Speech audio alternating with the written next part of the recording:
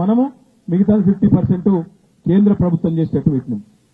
ఈ ముఖ్యమంత్రి ఏమంటాడు, పేదవాళ్ల పథకాల కాడికి వచ్చే వరకేమో పైసలు లేవంటాడు. కానీ ఆర్ఆర్ఆర్ దక్షిణ భాగంలో మాత్రం కేంద్ర ప్రభుత్వం చేయొద్దట, రాష్ట్ర ప్రభుత్వమే చేస్తుందట 13,000 కోట్లు పెట్టి. ఎందుకో ఎరికేనా?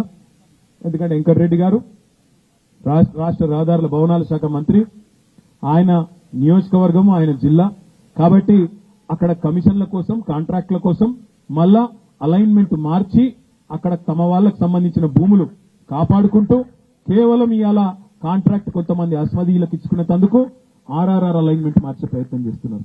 ఒక రియల్ ఎస్టేట్ బ్రోకర్ లెక్క పనిచేస్తున్నాడు రేవంత్ రెడ్డి తప్ప పొరపాటున కూడా ఇవాళ ఒక ముఖ్యమంత్రి లాగా మాత్రం పనిచేస్తలేడు. 6 గ్యారంటీలు ఏమైనాయి రాబాయ్ అంటే దాని గురించి మాట్లాడాడు. 100 రోజులు అయిపోయింది, 300 రోజులు దాటింది కదా, 100 రోజులు చేస్తా అన్న హామీలు ఏమైనాయి, రుణమాఫీ ఏమైంది, 2,500 ఏడవైంది అంటే దాని గురించి చెప్పడు. మాట్లాడితే మూసీ అంటాడు, లేదా హైడ్రా. చేయాల్సింది మూసీ సుందరీకరణ కాదు, మూసీ గబ్బంతా ముఖ్యమంత్రి నోట్లే, వాళ్ళ మంత్రుల నోట్లోనే ఉన్నది. మొదలైతే వాళ్ళ నెత్తుల నిండా గబ్బున్నది. దిక్కుమాలిన మాటలు, దిక్కుమాలిన ఇష్టం వచ్చిన రోత ఉట్టించే మాటలు, మామూలు మనుషులు మాట్లాడే మాటలు కూడా కాదు. ఇడిసిపెట్టాం ముఖ్యమంత్రి, నీ గబ్బు మాటలకు, నీ మంత్రుల చెడ్డ మాటలకు చూస్తా ఊరుకున్నాం. చాలా రోజులు 4-5 ఏళ్లు ఇష్టం వచ్చినట్టు పిచ్చోన్లే కొరినా ఊకున్నాం. కానీ ఇలా బాధ్యతలో ఉన్నావు, ఇక నుంచి వదిలిపెట్టాం. ఆల్రెడీ నేను పరువు నష్టం దావా వేసినా, ముఖ్యమంత్రి మీద కూడా తొందరలోనే పరువు నష్టం దావా వేస్తా.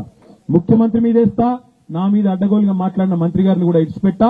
క్షమాపణ చెప్పేదాకా అటు క్రిమినల్, ఇటు సివిల్ డిఫమేషన్ 2 సూట్లు కూడా వేస్తా, వదిలిపెట్టా అనే మాట కూడా నేను విజ్ఞప్తి చేస్తా ఉన్నా.